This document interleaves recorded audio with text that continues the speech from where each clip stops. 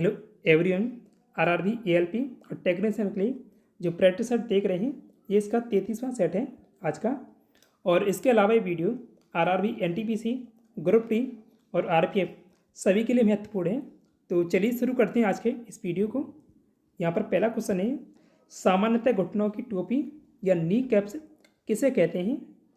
तो नी कैप्स ये घुटनों पे यहाँ पर होती है तो इसे पटेला कहा जाता है। राइट आंसर होगा ऑप्शन नंबर डी, पटेला। जो मेलियस है ये कान में होती है और ऑप्शन में क्लेविकल और स्टर्नम में दिया हुआ था। तो क्लेविकल होती है जहाँ हम कॉलर पहनते हैं, ये सामने वाली एक इधर और एक इधर, और क्लेविकल को कॉलर बोन भी कहते हैं। और स्टर्नम ये होती है चेस्ट पर, ये जो ग्रीन वाली दिख रही है ये है स्टर्नम। कंप्यूटर की किस पीढ़ी या जनरेशन में ट्रांजिस्टर तकनीक का इस्तेमाल किया गया था? तो दूसरी पीढ़ी में इसका इस्तेमाल किया गया था। राइट आंसर है इसका ऑप्शन नंबर बी, दूसरी। ट्रांजिस्टर एक अर्धचालक उपकरण है और इसका उपयोग विद्युत संकेतों और शक्तियों को बढ़ाने या स्विच करने के लिए किया जाता है। ये जो देख रहे हैं ये ट्रांजिस्टर और इसमें 3 टर्मिनल हैं। वैशाली में द्वितीय बौद्ध संगति द्वारा संचालित की गई थी, यानी तब वहाँ शासक कौन था? कालाशोक था वहाँ का शासक। राइट आंसर है इसका ऑप्शन नंबर बी, कालाशोक। संतोष ट्रॉफी किस खेल से संबंधित है? संतोष ट्रॉफी दी जाती है फुटबॉल में। राइट आंसर इसका ऑप्शन नंबर ए है, फुटबॉल। संतोष ट्रॉफी 2024 का खिताब किसने जीता है? इसका आंसर होगा सर्वसेज। और सर्वसेज ने किसे हराकर ये खिताब जीता है? गोवा को हराकर। और सर्वसेज ने अपना ये 7वां खिताब जीता है। देखिए इसका 2023-24 का संस्करण था और ये फाइनल मैच इसका 2024 में खेला गया है और ये पूछा गया था आरआरबी ग्रुप डी 2018 में। तो तब पूछा गया था 2018 में, लेकिन अभी इसका जो वर्तमान विजेता है वो मैंने यहाँ पर लिया है। तो सर्वश्रेष्ठ इसका विजेता है अभी संतोष ट्रॉफी 2024 का। भारतीय संविधान का निम्न में से कौन सा भाग संघ और उसके क्षेत्र से संबंधित है? तो ये पहला भाग है। राइट आंसर है इसका ऑप्शन नंबर डी, भाग पहला। और पहले भाग में 1 से लेकर 4 तक अनुच्छेद दिए गए हैं। प्रत्येक आवर्त के अंत में संयोजी सेल होता है। तो यहाँ पर प्रोडक्ट टेबल में अंतिम तत्व की बात हुई है, यानी 18वें ग्रुप में 18वें ग्रुप के तत्वों की बात हुई है, क्योंकि लास्ट वाला 18वां ग्रुप है। तो 18वें ग्रुप में पहला तत्व है हीलियम, और हीलियम का परमाणु क्रमांक कितना होता है? 2। तो अब और इलेक्ट्रॉनिक संख्या भी इसमें 2 ही होगी। परमाणु संख्या 2 है तो इलेक्ट्रॉनिक संख्या 2। अब इसे कक्षा में स्थापित करेंगे तो 2, 8, उसके बाद फिर 8, ऐसे ऐसे आगे बढ़ता है। तो यहाँ इसकी संख्या पूर्ण हो रही है, ये पूर्ण संख्या है पहले वाले में स्थापित, यानी पूरी तरह से भरा हुआ है। अब दूसरा तत्व होता है न्योन, यानी Na, और इसका परमाणु क्रमांक होता है 10। अब इसे कक्षा में स्थापित करेंगे तो पहली कक्षा में 2 इलेक्ट्रॉन और दूसरी में 8 इलेक्ट्रॉन, तो पूरे हो गए 10। और तीसरा तत्व है वो होता है आर्गन, वहाँ उसका परमाणु क्रमांक होता है 18, और इसे कक्षा में स्थापित करेंगे तो 2, 8 और फिर तीसरी कक्षा में 8। तो ये भी पूर्ण रूप है, ये भी इसका पूरी तरह से भरा हुआ है। तो इसका राइट आंसर होगा ऑप्शन नंबर डी, पूर्ण रूप से भरा हुआ पीरियोडिक टेबल के 18वें ग्रुप में। और ये अक्रिय कैसे हैं सभी?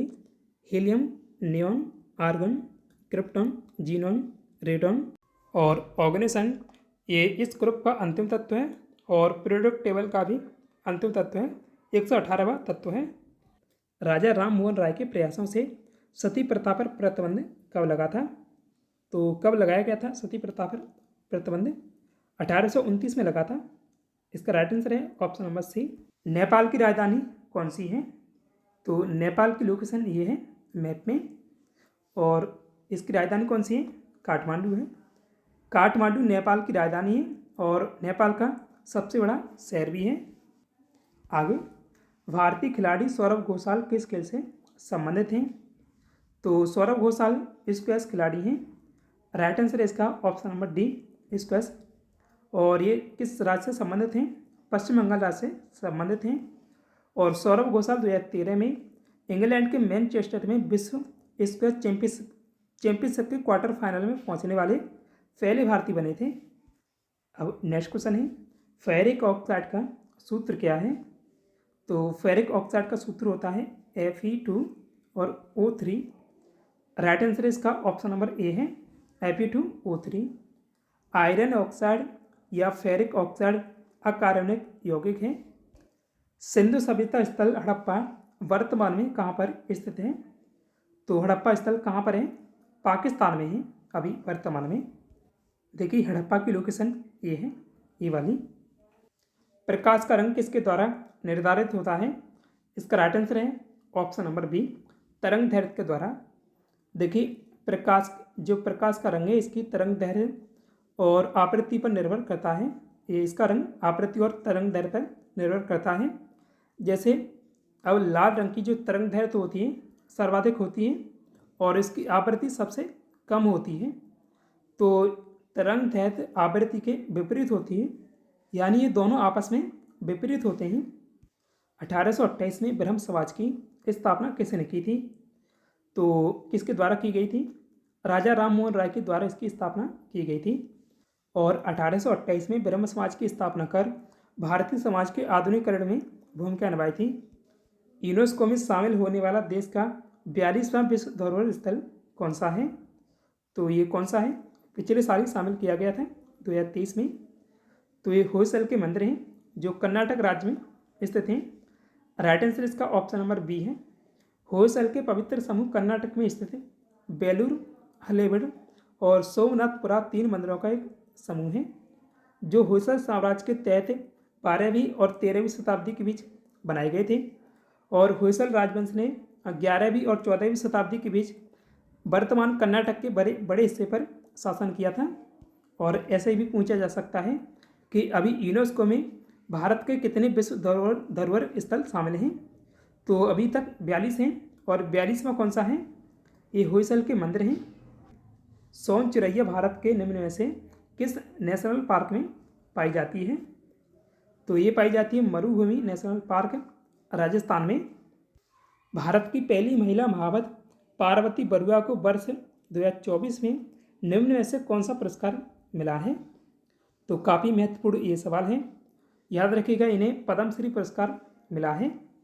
और ये किस राज्य से संबंधित हैं?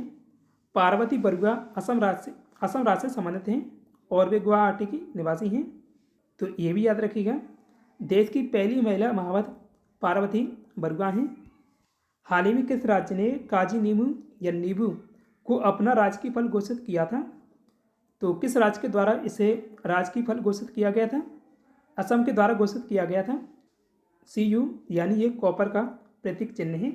तो इसकी परमाणु संख्या क्या है? कॉपर की परमाणु संख्या होती है 29। अब देखिए पीरियोडिक टेबल से बात करें तो पीरियोडिक टेबल में कॉपर का स्थान है यहाँ पर 11वें ग्रुप में और यहाँ चौथे आवर्त में। देश का सर्वोच्च नागरिक सम्मान निम्न में से कौन सा है? तो भारत रत्न है देश का सर्वोच्च नागरिक सम्मान। राइट आंसर होगा option number A, Bharat Ratna. पुष्पीय पौधों में निम्न में से कौन सा एक अत्यंत महत्वपूर्ण अंग है? तो पुष्पों में पुष्प ही महत्वपूर्ण अंग होगा। राइट आंसर है इसका ऑप्शन नंबर ए है पुष्प। राष्ट्रीय कांग्रेस सम्मेलन में भारत की स्वतंत्रता का प्रस्ताव पेश करने वाला पहले व्यक्ति कौन थे? तो ये हसरत मोहानी थे। राइट आंसर होगा इसका ऑप्शन नंबर सी, हसरत मोहानी। भारत के पहले चुनाव आयुक्त कौन थे? भारत के पहले चुनाव आयुक्त थे सुकुमार सेन। बुद्ध के जीवन से संबंधित नाटक यशोधरा के लेखक कौन है? तो इसके लेखक कौन है? मैथिली शरण गुप्त हैं। सूर्य के सबसे निकटतम ग्रह निम्न में से कौन सा है? तो यह डायग्राम दिया हुआ है और बड़े वाले में अभी देखेंगे। तो बुध है सूर्य का सबसे निकटतम ग्रह।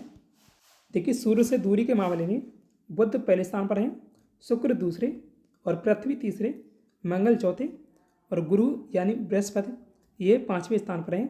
उसके बाद शनि और फिर यूरेनस और नेपच्यून लास्ट में है। नेपाल में स्थित एक भूमि से घिरा देश है, यानी ये कहाँ पर स्थित है? नेपाल। तो इसका राइट आंसर होगा ऑप्शन नंबर सी, दक्षिण एशिया में स्थित है नेपाल। और नेपाल की लोकेशन मैप में ये है। सांड युद्ध या सांडों की लड़ाई निम्न में से किस देश का राष्ट्रीय खेल है? तो ये स्पेन का राष्ट्रीय खेल है। एक बैट एक खालिस्तान का समूह होता है। तो एक बैट में 8 बैट्स होते हैं। तो 8 बैट्स का एक बैट समूह होता है। अतिचालकता की प्रतिरोधकता होती है। तो इसका आंसर है 0। अतिचालकता की प्रतिरोधकता 0 होती है। अतिचालक वे सामग्री हैं एक निश्चित तापमान से नीचे ठंडा होने पर 0 प्रतिरोधकता प्रदान करते हैं। समाज सुधारक राजा राममोहन राय का जन्म कहाँ हुआ था? तो इनका जन्म हुआ था बंगाल, वर्तमान पश्चिम बंगाल में। समाज सुधारक राजा राममोहन राय का जन्म 22 मई 1772 को बंगाल में हुआ था, पश्चिम बंगाल में। राइट बंधुओं को फ्लाइंग मशीन का पेटेंट कब मिला था? तो 1906 में इसका पेटेंट मिला था इन्हें। राइट आंसर होगा ऑप्शन नंबर डी। 22 मई 1906 को अमेरिका के आरविल राइट और विल्डर राइट को आवेदन करने के 3 साल बाद और फ्लाइंग मशीन का पेटेंट मिला था और उनके दावे को फ्रांस की एक कंपनी ने चुनौती दी थी। राइट बंधुओं ने 17 दिसंबर 1903 को पहली बार किसी विमान को उड़ाया था। निम्न में से कौन सी मुद्रा नेपाल की है? तो नेपाल में चलती है नेपाली रुपया। पुष्प कमल दहल वर्तमान में किस देश के प्रधानमंत्री हैं? तो नेपाल के प्रधानमंत्री पुष्प कमल दहल। वर्तमान में नेपाल के राष्ट्रपति कौन है? रामचंद्र पौडेल हैं नेपाल के अभी राष्ट्रपति। और उपराष्ट्रपति कौन है?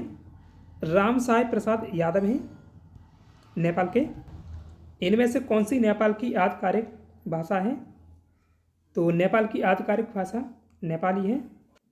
कार्नेटाइट और पिच ब्लेंड निम्न में से किस धातु के अयस्क हैं? तो ये दोनों किसके अयस्क हैं? यूरेनियम के अयस्क हैं। राइट आंसर है ऑप्शन नंबर ए, यूरेनियम। खून को बहने से रोकने में निम्न में से कौन सी विटामिन सहायक है? तो ये विटामिन के होती है जो खून को बहने से रोकती है। इनमें से कौन सी नोबल गैस नहीं है? रेडॉन, जीनॉन और क्रिप्टॉन तीनों ही नोबल गैस हैं और हाइड्रोजन भी गैस है, लेकिन ये नोबल गैस नहीं है। इसका राइट आंसर है ऑप्शन नंबर डी, हाइड्रोजन। और हाइड्रोजन आवर्त सारणी का पहला तत्व है और इसका परमाणु क्रमांक क्या होता है? 1 होता है इसका परमाणु क्रमांक। देखिए पीरियोडिक टेबल में यहाँ पर स्थित है, पहले आवर्त में और पहले ही ग्रुप में हाइड्रोजन। भारतीय राष्ट्रीय कांग्रेस की स्थापना कब हुई थी?